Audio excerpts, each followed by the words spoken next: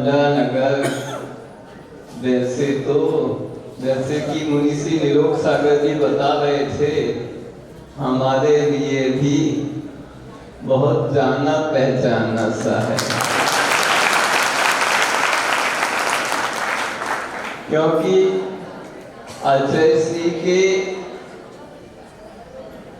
आदेश से, आचार्य श्री से पृथक होकर यदि कहीं पहला चातुर्मास हुआ है हमारा, तो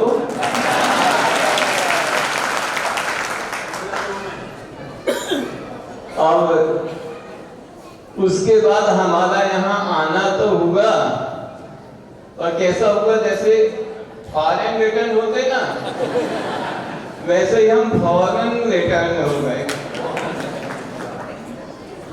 पर हमें विश्वास है इस बार हम लोगों के ऊपर दो बड़े महाराजों की छत्र छाया है। हम तो जैसे कोई बच्चे छुट्टी में आते ना घर, तो वैसे ही हम मुनीसी अभय सागर जी और मुनीसी प्रभात सागर जी महाराज की छत्र छाया में छुट्टी मनाने आए हैं।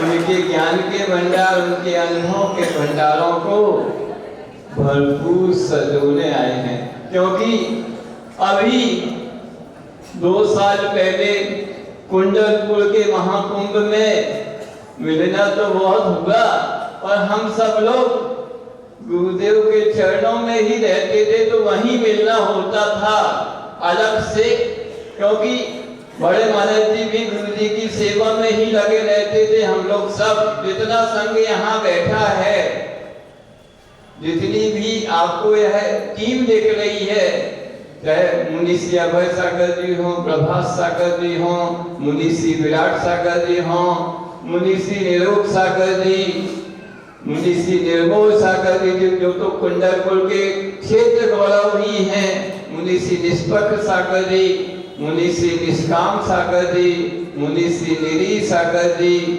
मुनीसी नीरज सागर जी, और मुनीसी निसंग सागर जी, और मुनीसी संस्कार सागर जी, जो पूरी की पूरी टीम आचार्य श्री के चरणों की सेवा में पूर्णतः प्रति समय तत्चित्त रहती थी। ऐसे मुनियों का समूह बंडा वालों को आज दर्शन करने का और सानिध्य लाभ का सौभाग्य आपको मिल रहा है। वे जो शुल्लक महाराज आप लोग देख रहे हैं, वह भी हमने इनकी शुल्लक दीक्षा तो नहीं देखी है, क्योंकि उस समय शुल्लक दीक्षा हुई शेरपुर में और हम लोग रैली पटनागंज में थे। और वे जितने भी शुल्लक महाराज हैं, जिनका कि आज तारीख से शुल्लक दीक्षा दिवस भी है, वह भी ब्रह्मचारी अवस्था में गुरुदेव की सेवा में तत्पर बने रहते थे। आज पहली बार ऐसा अवसर आया, वैसे तो बंडा मैं कई बार आ चुका हूँ। एक बार पहली बार जब आया था तो स्वयं आचार्य श्री के सानिध्य में ही आया था, और आने का रूट भी यही था, साहिबपुर से भरडाना होते हुए, क्या चील पहाड़ी के होते हुए आया। सब लोग चील पहाड़ी को ढूंढ रहे थे, और चील पहाड़ी मिली ना कुछ मिली। तो ऐसे आप लोगों को वह आगवानी भी यादगार होगी, आज की आगवानी भी आपकी यादगार आगवानी थी। दूसरी बात, देव मुनिराज व्यापक योग सागर जी के साथ 2 बार आया, और बीच में स्वयं 2009 में चातुर्मास के लिए आया। वैसे मैं बता दूं, बड़े महाराज अभय सागर जी की कृपा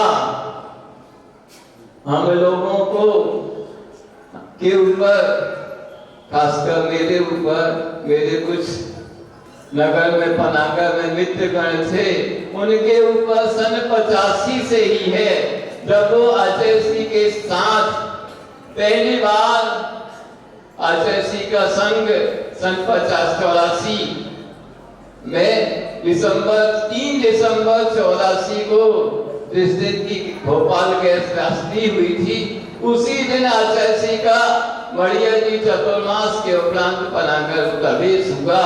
उसमें 10 मुनिराज और 4 एलक महाराज, ऐसे 14 का संघ था। उसमें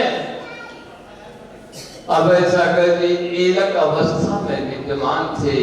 तभी से महाराज जी की भरपूर कृपा हमारे ऊपर रही है। महाराज जी का विशेष गुरुदेव के साहित्य के प्रचार प्रसार में विशेष जोर रहता था और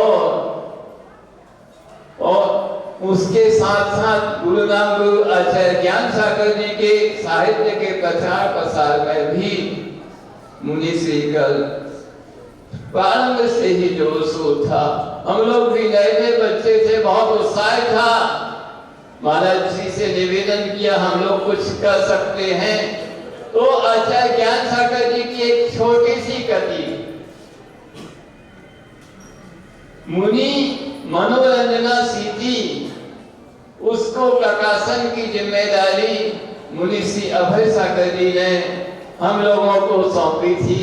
वह काल हमें अभी भी ध्यान है और उसके प्रचार प्रसार के लिए महाराज जी ने देश के कोनों कोने की यूनिवर्सिटियों विश्वविद्यालयों को के लिए जगह जगह संस्कृत के विद्वानों के लिए वह प्रति स्वयं उन्होंने सैकड़ों एड्रेस हम लोगों को दिए कि इस कृति को यहाँ भेजना है। और उस कृति पर भेजना बस मात्र नहीं है, उनकी समीक्षा भी बुलवानी है। तो उस समय जब हम लोग 10वीं से 12वीं कक्षा के बीच में अध्ययनरत थे, तो महाराज श्री के निर्देशन में, मार्गदर्शन में इतना सब कार्य संपन्न किया। उस समय का एक संस्मरण मैं आपको सुनाना चाहता हूँ। वह संस्मरण भी संस्मरण शब्द पर ही है। महाराज श्री को ध्यान तो वैसे होगा, वैसे तो उनकी मेमोरी के लिए कहा जाता है, उनके आगे कंप्यूटर भी है। कहते हैं एक पुस्तक, कोई पुस्तक का प्रकाशन हुआ होगा, वह पुस्तक आउट ऑफ प्रिंट हो गई, तो हम लोग सब मुनि श्री के पास गए। उस समय महाराज एलक अवस्था में थे। उनसे हम पूछते हैं, महाराज जी इस पुस्तक का द्वितीय क्या संस्करण ना कह के हमने महाराज श्री से पूछा द्वितीय संस्करण आ गया कि नहीं।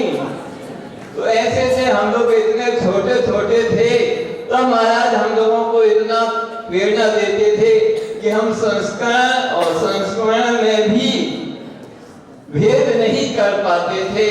तो ऐसे जब भी गुरुदेव के संग में कहीं भी जाएं, तो आचार्य श्री के बाद ज्येष्ठ मुनिराज समय सागर जी की शरण थी, और उसके बाद यदि कोई शरण थी तो अभय सागर जी महाराज की शरण थी। बस दिन पता नहीं कैसे निकल जाता था। महाराज इतनी ज्ञान की बातें बताते थे कि सुनते ही सुनते दिन का पता ही नहीं चलता था।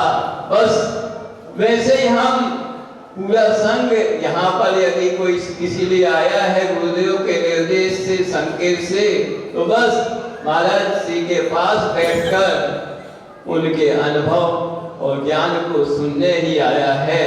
समय बहुत तेजी से बढ़ रहा है, आप लोगों को भी बहुत कुछ सुनना है, तो आप प्रतीक्षा करिए। हमारे साथ बहुत सारे मुनिराज हैं और महाराज जी के संस्मरण तो हम सुनेंगे ही सुनेंगे।